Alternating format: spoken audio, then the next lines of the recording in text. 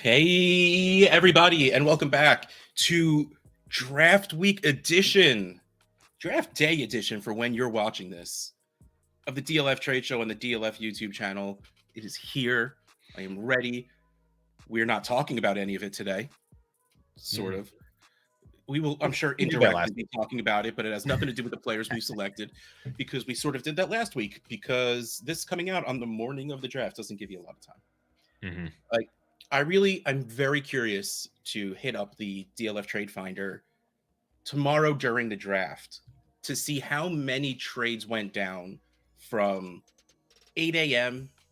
to start of draft time that include draft picks. I'm so curious if it's dead or if it's like landslide.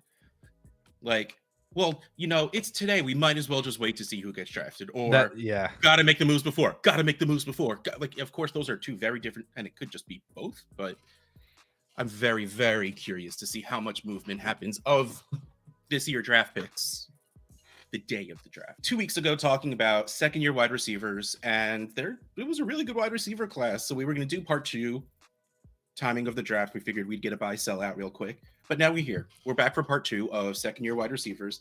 And the first one we are talking about is wide receiver 21, newly suspended Jameson Williams. Gambling in the facility is a bad move. So there was a bunch of players for the Lions that got suspended for a couple of games. I believe it's 6 games. 6 for Jameson, yeah. Some other guys got the full year, but Jameson got the 6.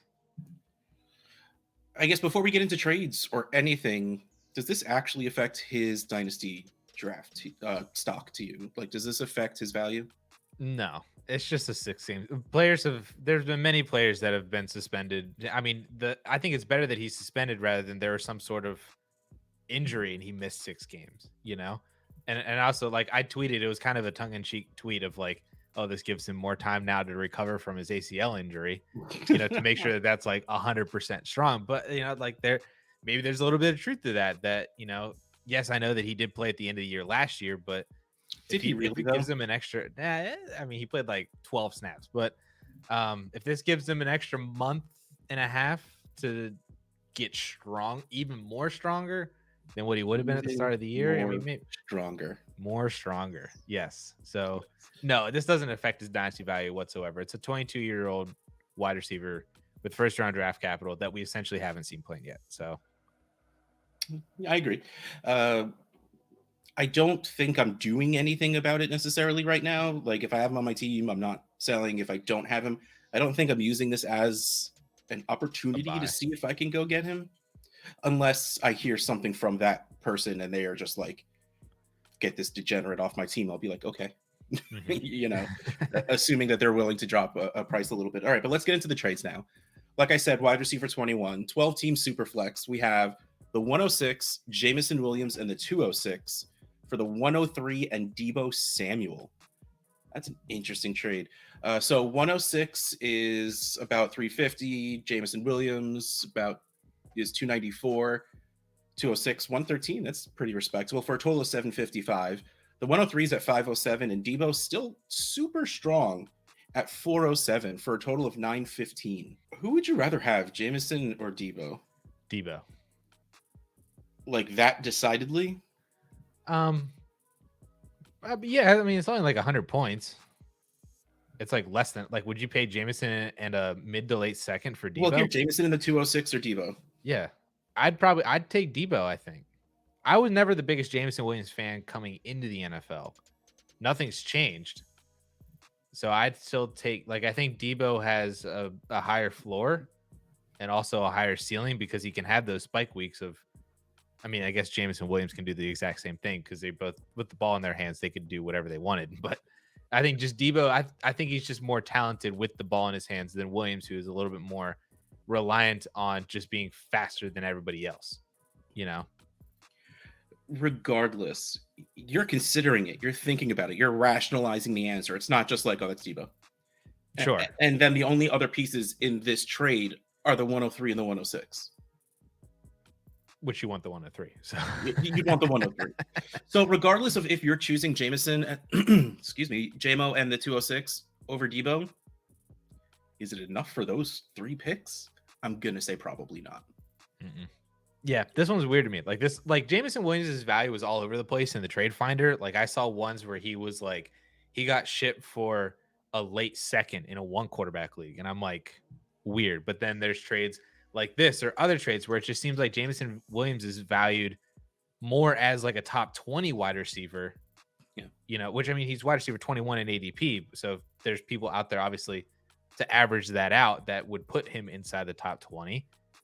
So it's just kind of like, how does the person feel about Jameson Williams in your league if you're trying to buy him? Or if you have Jameson Williams, are there other people in your league that would value him more than you do to where you can get something like this?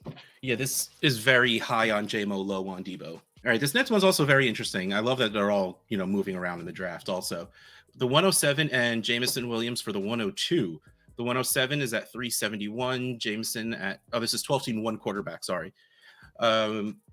So the 107 is worth 370.8, Jameson Williams 356.5, and the 102 is worth 546. So this, by all rationalization, by all predetermined value, is Jameson in the 107 for Jackson Smith and Jigba. Yeah. The value is super heavy on the JMO and the 107 side. It's 727 to 546. But that being said, I would do this in a heartbeat. Uh-huh. All right, so let's do the 1 QB. I don't have it pulled up, so I'm going to try and do this in my head.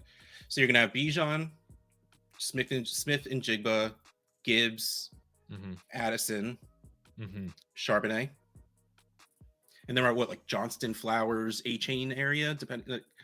You have to worry about draft capital at that point. Yeah, you get Josh Downs in there. The quarterbacks start getting in there too at 9 and 10. So you're in a weird nebulous of players that could all be moved up or down based on what happens this weekend. Give me Jason. Or you just get Jackson Smith and Jigba. Yeah, I think, like, to me, that's the answer. All right, we are now moving on to wide receiver 22 in ADP. Just one little step back to Green Bay wide receiver Christian Watson. Without Aaron Rodgers now, officially. I just felt like I was introducing someone. Yeah. So yesterday, the day before, sometime recently. Monday. Yeah. Christian Watson and Kadarius Toney for DK Metcalf in a 12-team 1 quarterback league. Christian Watson 372.3, Kadarius Toney 136.1 for a total of 508.4. DK Metcalf 671.8 by himself. I want Kadarius Toney to be a thing. He is so much fun to watch when he is healthy. If, when, how, maybe. I don't see how this is not just DK Metcalf. It's so easily DK Metcalf. And if you were to tell me, I'm rebuilding, I didn't have a lot of assets, so I needed to move DK. So yeah, you sort of made the right move. You one young wide receiver for 2 young wide receivers. I don't think these were the 2 wide receivers to do it for. Like, even if you personally believe in Kadarius Toney, maybe you get a second thrown in there also. Right. And then the value, you'd compile those same values, so it'd be a little bit more equal. I still wouldn't feel great about it because DK Metcalf into those 3 pieces doesn't feel great, but it's still better process for your team. Right. Definitely. I'm not, as much as I wasn't a Jameson Williams fan, I was definitely not a Christian Watson fan coming in. And I still really, I'm not, because I just feel like his price is higher than what his production is going to give you. And he just seems like such an easy wide receiver to pivot off of for not only safer options, like players that we know who they are, what they can produce, but also like some of those options have, I'm not going to say the same type of ceiling as Christian Watson. Like Watson has a huge ceiling for the type of player that he is, but it just seems like they have better ceilings that are much more obtainable and don't need all these certain other things to kind of go their way. And plus, you got Jordan Love coming in. What is he going to be a quarterback? Apparently all the Packers news is that they moved up with the Jets because they're trying to target Jackson Smith and Jigba. If JSN comes in, he's the wide receiver 1, not Christian Watson. So I don't want that. I don't want that either. Like I'm hoping, I've been praying and hoping for the Stroud JSN combo. But when would that happen? When would that happen? That would happen the pick before. One pick before. Yep. Come on, people are go. talking about like if Tennessee trades back because Tennessee's 11, so if they do a swap with the Packers, they jump Houston for, or maybe Chicago just ends everybody's suffering and they just take JSN. I don't know.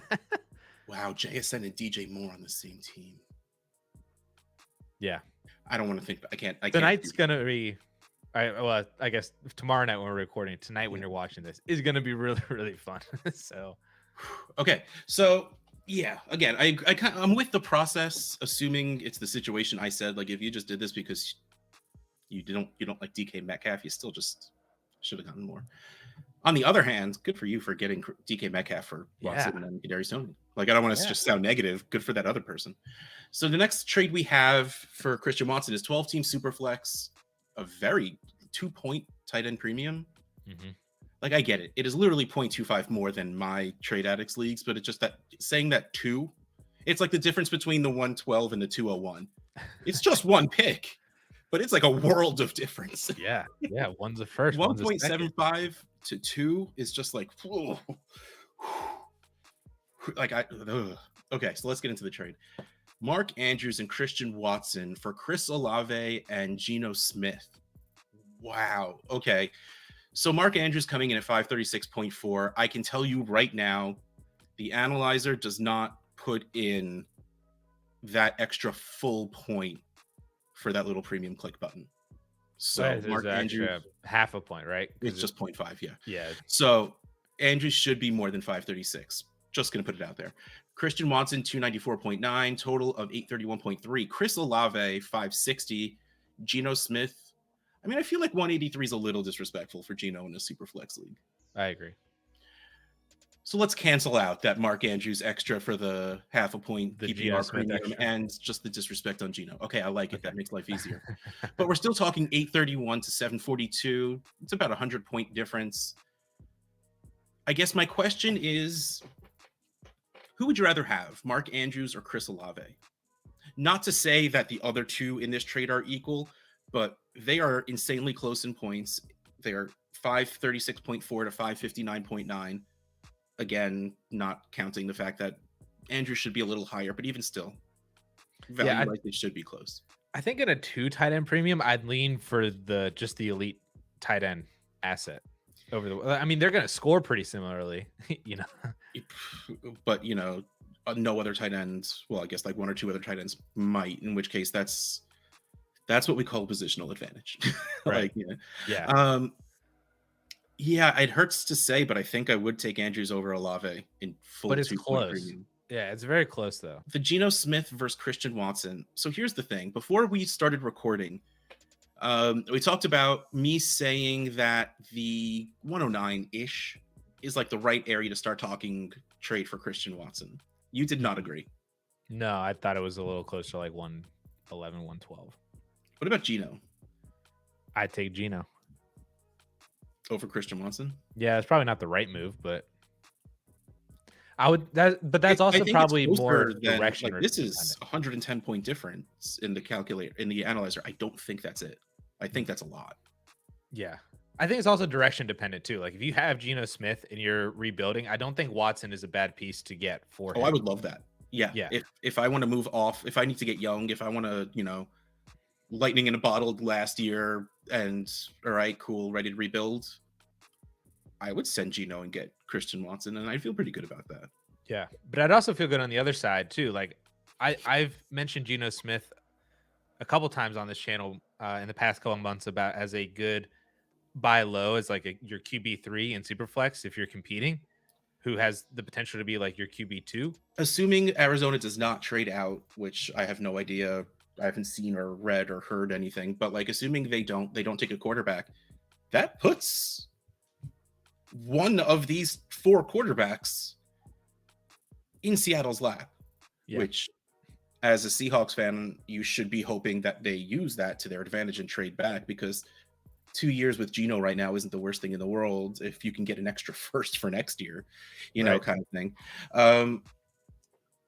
But the reason I say all this. Like, assuming that they don't do something stupid and draft a quarterback, riding with Geno as your QB2 feels fine for me.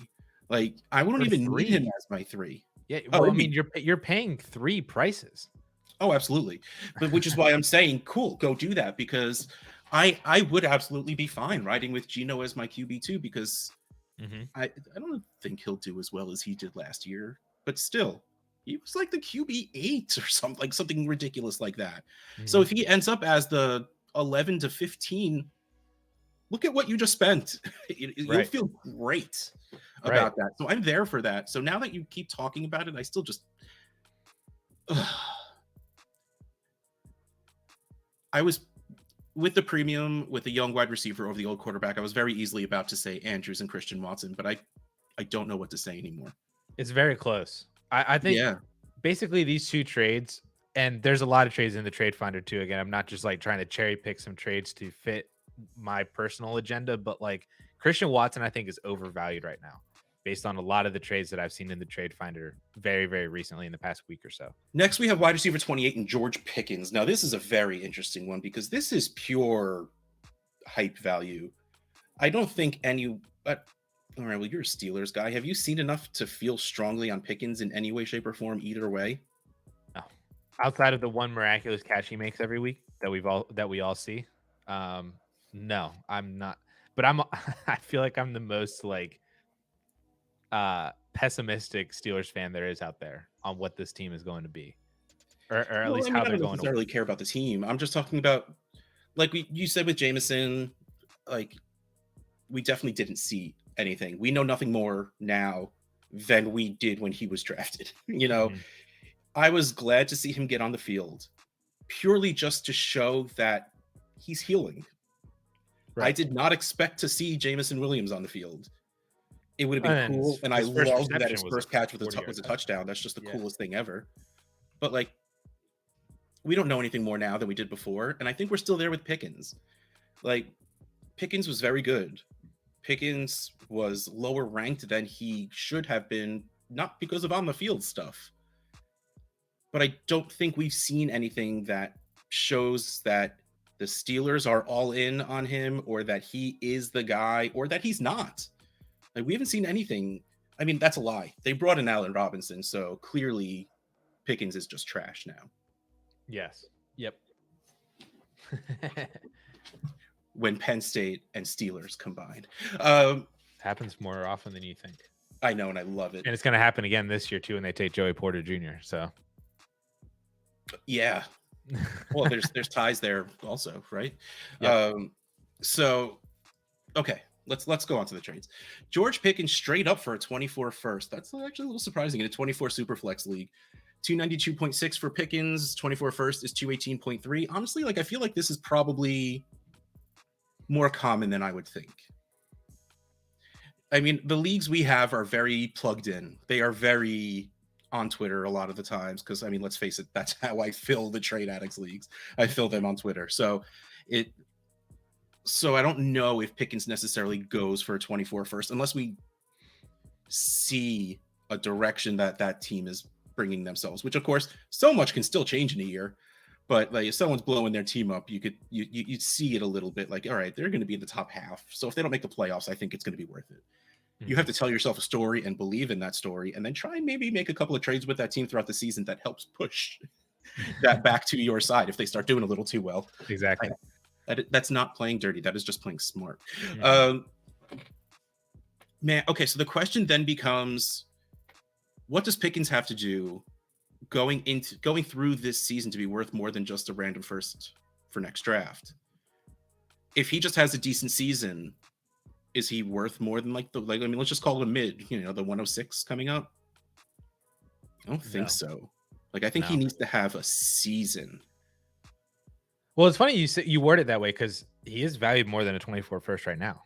Yeah, 292.6 to 218.3. I don't remember if I said that out loud before. Sorry. I would rather have, no, man, see, I don't like what you're doing to me today. I don't know if it's just today where I can't make up my mind on anything, or if it's the specific trades you brought in that I can't make up my mind on. Um, I think I'd take the player, and the pure reason is that we're so far away from the 24 draft. I know if this isn't like the pure 101, which no one would trade for George Pickens anyway, like that's all we know. That's all we care about right now. We have to find a good rhyming thing for tanking for Caleb Williams. Crash for Caleb, I think. I was about to say crash it for Caleb. Yeah. Whale for Will. No, that doesn't whale for Will doesn't mean anything. Wilt for Williams. No, that's terrible. No, that's so I think I would take the player because I think there will be more of a chance that he makes one of those catches in the preseason in the first few games, has a decent game or two, and you'll be able to move him for a 24 first again if you wanted. And you'll be closer to those times of knowing where that pick might land. Or, well, again, we're talking values more than specific 24 first because we're not in this league and it's not that perfect in our leagues. So I think I would take Pickens over the pick. I don't know if I'd make the trade, but I'm looking at it like here and I would take Pickens. I would take the first on this one easily. And again, the running theme of this is I was a fan of Pickens coming out of college, coming into the NFL. Yeah. I'm not a fan of Pickens now, currently. And I haven't been for like a few months, basically since like the end of the actual regular season. Because I feel like his value is just overinflated for absolutely no reason whatsoever. I would take the 24 first because I feel like, and this is honestly one of my like favorite trades to do if you're trying to pick up extra draft capital like for the future, is find one of these players that are kind of weirdly valued, maybe they're a little polarizing, and see if there's somebody who in your league is like in the middle of the pack who wants to bet on their team being better than what their team actually is. They think that they're a contender when really they're like a fringe playoff team. Chances are just as good that they are a top 5 team as they are a bottom 5 team, you know? Yeah. Give them George Pickens for their 24 first. Bet against that team. And if odds, pan out in your favor, you now have a top 5 pick in what will be in next year's class, a good, a really good top 5 with Caleb Williams. You got, like 2 or 3 running backs right now that have the potential to be not like Bijan elite, but like second tier elite, you've got Drake May in there too, Marvin Harrison Jr., Brock Bowers, like that. The top 5 next year is going to be really, really strong. And if you can find a team that thinks that they're better than what they are, will give you your first for a George Pickens kind of player that isn't really going to help their team, then I'm making that move all day. I don't get the Pickens stuff. I just don't get it whatsoever. And I'm willing to make that move 24/7. All right, let's see about this next move then. The 106, George Pickens, and a 24 first for the 103 and Nick Chubb. So the 106, this is a 12-team, 1 quarterback league. I should start reading things in order, but I just get too excited and I go straight to the trade. So the 106, 405, George Pickens, 292, 24 first, 256 for a total of 953. The 103 is 509 and Nick Chubb 449 for a total of 958. So 953 to 958. So in a 1 quarterback, the 103, we're talking Gibbs-ish. Maybe you'll get lucky and get JSN if somebody just wants a running back. In the 106, again, we're talking Charbonnet, Flowers, Johnston area. George Pickens in the 24 first. If I'm rebuilding, if my team is not as good as I want it to be, and that's why you move Nick Chubb, and I needed to make this a bigger move, like this, like I feel like this could have been broken down into smaller pieces. Like this could have been like Pickens in the 24 first for Chubb and like something smaller like this. But if I could get the 106 George Pickens in the 24 first for Chubb in the 103, I think I do that. Now I get not being high on Pickens, and this is 1 quarterback, so it hurts the value of the firsts this year and next year. But getting off of Chubb, and like I get it, Gibbs is good, Addison is good. The only way I think I'd be sad about this is if that 103 becomes Smith and Jigba. because I think the 106 George Pickens and the 24 first gives me enough upside shots that I'm completely good getting off of, getting Nick Chubb off of my roster and moving back from the 103. Like, I think that I feel good enough on that. I want the 103 and Nick Chubb on this one. I don't think this is the worst trade that you could do for sure, especially if you are rebuilding. I do agree with everything that you just said, that I think this is a good package to get. If you are rebuilding, you want to move off Nick Chubb. I would just be looking somewhere else to try and do something different, to try to hold on to that 1.03, or maybe take that 103, turn it into 102, so I can 100% get JSN. Yeah. And then move Nick Chubb in some sort of a different package, like you said, like Pickens in a first or whatever that ends up being. How bold. 103 to 101, and then you just start Nick Chubb and Bijan. Now I have no idea what the rest of the team looks like, but who cares? That's a really good running back. That would be fun. I would enjoy that. Yeah, right? This is a very interesting trade. I honestly, I think I'm settling on that, on the package side. It's one extra piece. Yeah, I really think I like the youth. I like the picks. Getting off of an aging running back who is still going to score a lot of points this year, probably even next year. He hasn't really looked to slow down at all. It all just depends on what that offense does. And like, let's say you get Gibbs at the 103 and you get Charbonnet at the 106. I don't know if that's realistic, but let's just put it out there. Next 2 years, would you be super surprised if Gibbs and Charbonnet scored somewhat closely? I don't think so. So I would. Yeah, I think I'm really, really good with the 106 Pickens in the first here. And I like Chubb in the 103. Yeah. And we just made a trade. There you go. Is that it? I think that's it. Because we didn't do Jahan Dotson. We did Jahan Dotson last week in the players to buy before the NFL draft. So we've covered 8 sophomore wide receivers. That's enough. Get over it. Stop complaining. Seriously, people, what's wrong with you? Come on. We're doing our best. That should be enough. My dad said that was enough. It's not whether you win or lose, it's whether you try your best. You try. That's what's important. All right, everyone. Well, this has been the DLF Trade Show on the DLF YouTube channel. Draft. Russ Fisher at Dynasty Outhouse. Addison Hayes at Amaze Hayes _ It's draft time. Catch you next time.